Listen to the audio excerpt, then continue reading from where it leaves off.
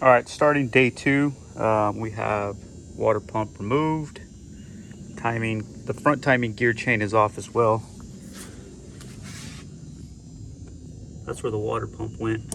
So basically what it does, the way Ford designed this is it'll leak through this little channel right there and then out the side of the block and out of the front. So here is the new water pump versus the old one. So now it's the fun process of reassembling everything back together. Okay, the timing chain is on, everything lines up.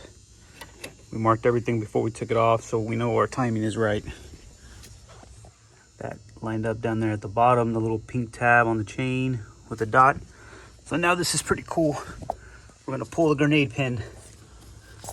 We basically pull this pin out right here and then it's spring activated and it's gonna pop it out that way and then it's gonna put tension on the chain. Ready? Here we go.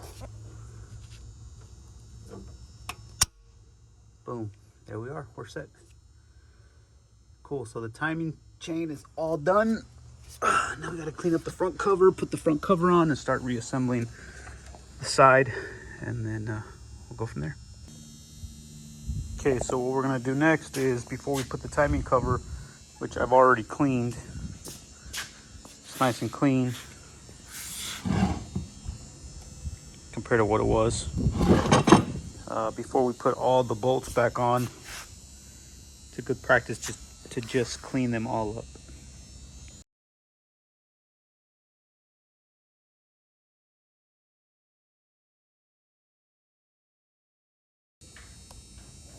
Okay, so clean hardware, ready to go back in.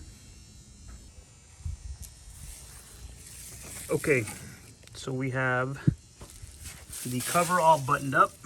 Everything's torqued to spec. Made a note there as well. Replaced that seal, so we lost a little bit of time. This seal was a little worn out, so we went ahead and replaced it as well. Got everything up here buttoned up. Motor mounts installed. So now we're at, it's 5 o'clock today. We did 8 yesterday. I think we're like at 14, 15 hours so far. We have a holdup where we need the valve cover gaskets.